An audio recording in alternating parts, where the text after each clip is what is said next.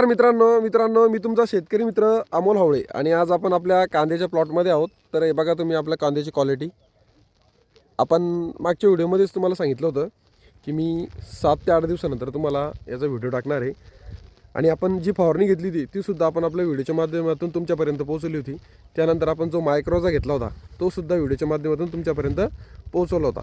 तर मित्रांनो आपण याचं नियोजन कसं केलेलं माहिती आहे का, याला आपण सुरुवातीला फवारणी घेतलेली आहे आणि त्यानंतर आपण ॲक्टिंग हा मायक्रोजा 100 ग्रॅम आपण इथे याला दिलेला आहे। तर तुम्ही बघू शकता की पहिल्या वेळेस आपला जो प्लॉट होता हा थोडा पिवळसर दिसत होता। तर आता क्वालिटी बघा किती मेंटेन झालेली आहे, तुम्हाला दाखवतो मी। हे बघा मित्रांनो आपल्या स्टम्पची जाडीसुद्धा बघा कांद्याच्या, आणि त्यानंतर स्टम्पची फुटी वगैरे व्यवस्थित आहे।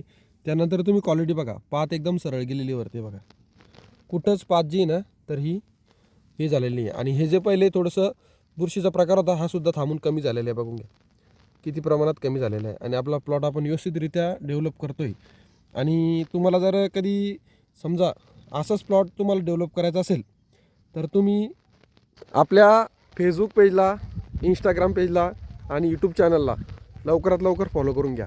कारण की आपण हरभरा असेल, कांदा असेल आणि अद्रकचं पुढील नियोजन असेल याबाबत सतत व्हिडिओ टाकतोय, शेतकऱ्यांसाठी सतत व्हिडिओ टाकतोय।